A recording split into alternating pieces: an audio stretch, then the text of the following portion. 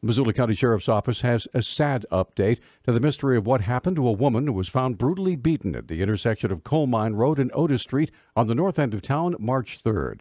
Detective Lieutenant Robert Kennedy explains with the Missoula County Sheriff's Office. A woman that was found on Coal Mine Road, she did die, and so this investigation has turned into a homicide investigation. Susan Woods is the decedent, and we have tracked her or followed her movements, and she was last seen around the Lowe's building on Reserve Street. Wood had apparently been attacked and suffered blunt force trauma to her skull. She died last Friday after surviving in an unconscious state.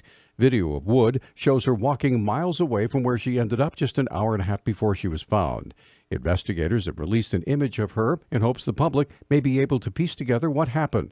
The image can be seen on our website at newstalkkgvo.com, but here is a brief description from Kennedy. Susan is 47 years of age. She typically walks wherever she goes. She carries usually a bag or two, but she has a pink coat that's pretty distinct, and people that we've talked to that have seen her walking said she always has the same pink coat.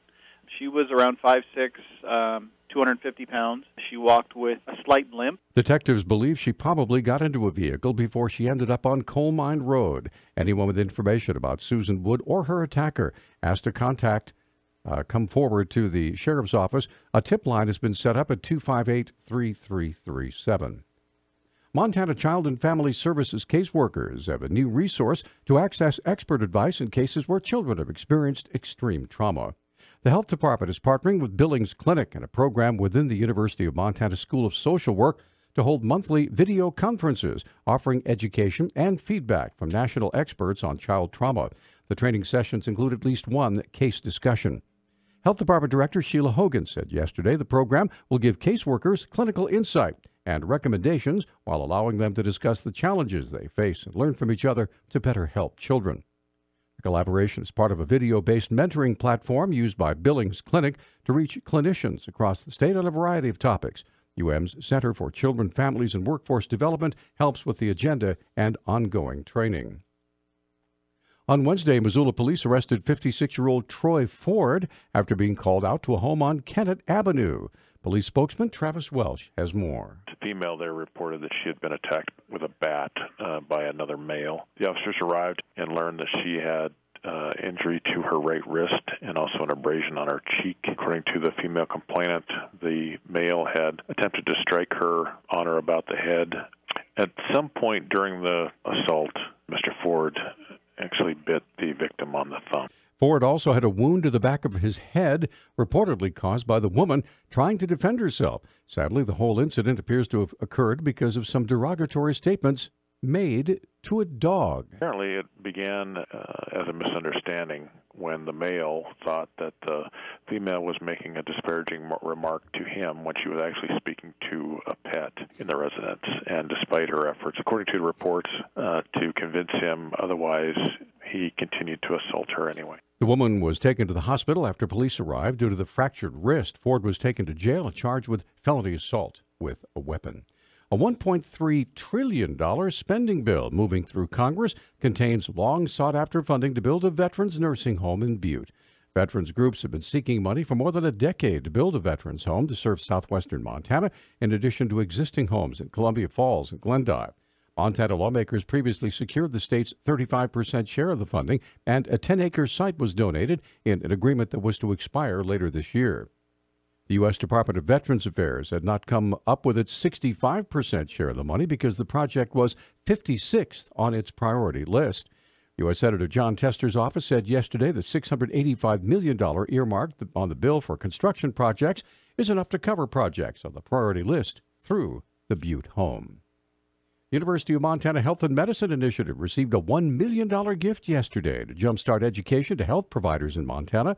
UM President Seth Bodner made the announcement at a press conference in the Skaggs building on campus. You know, there's a lot of things that you get to do as a university president, and sharing great news like this is among the best. Because today, I get to share with all of you that the Madrona Hill Foundation has committed $1 million to support UM's Health and Medicine Initiative. Bodner then introduced Mike Burnham, who, with his wife Cheryl, made the $1 million gift through the Madrona Hill Foundation. We really started our philanthropic gifts to the university in 2007 through the Madrona Hill Foundation, which is a private foundation that we established back in 2007. And with that, one of the initial things that we did is we funded the Pet and Auto Fellowship, which allowed the pharmacy to do a number of things. One of those was the iFarm program, which is really focused on delivering care to rural Montana. Key initiatives include the creation of new healthcare professional training programs and funding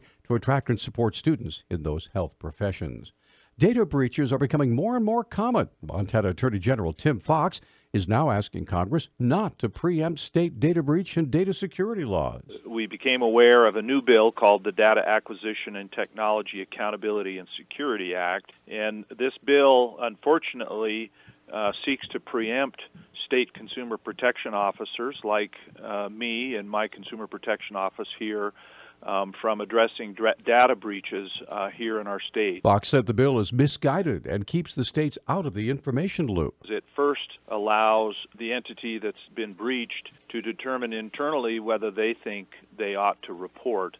Unfortunately, what we've learned when that happens, when companies don't report, then we can't notify our constituents, or who then cannot take appropriate and timely steps to protect their personal information. Fox said he's joined 31 other states' attorneys general in sending a letter to Congress objecting to the bill as a whole and encouraging them not to pass it. He also encourages our listeners to contact their congressional delegation to oppose that law. Finally, a Cascade County jury determined Benefice Health System in Great Falls was not liable for the brain injury a Belt High School student suffered in a 2014 football game. Robert Back had suffered a concussion a week earlier and had been told not to play until he was cleared by a doctor. Back's parents argued a trainer employed by Benefice had cleared him to play, but school officials at the family did not pass on the doctor's note. Our news talk time now is 6:12. News Talk, KGVO. Missoula's official weather station. Partly sunny skies today with high temperatures in the upper 40s. A wintry mix of rain and snow is possible this afternoon. Widespread wet weather arrives tonight. New snow accumulation should stay under half an inch. I'm meteorologist Brooke Foster for KECI 13.